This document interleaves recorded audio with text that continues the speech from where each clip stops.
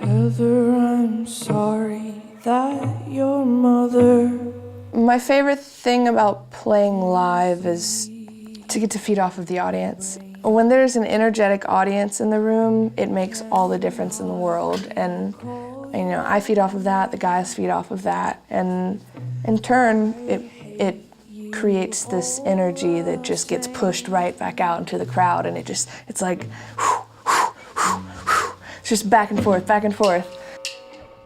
I was all for being real, but if I don't believe, then no one will.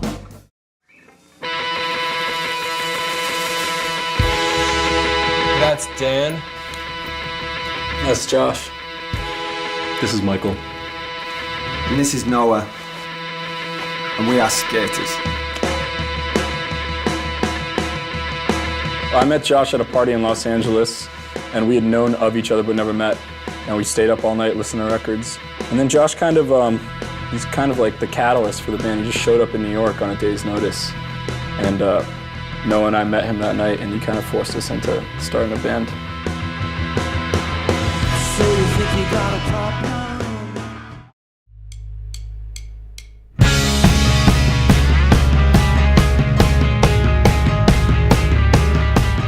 I remember the first time we got thrown onto a festival stage. It was at the Hurricane Festival in Germany. It was kind of like drizzling rain, and we were under a tent.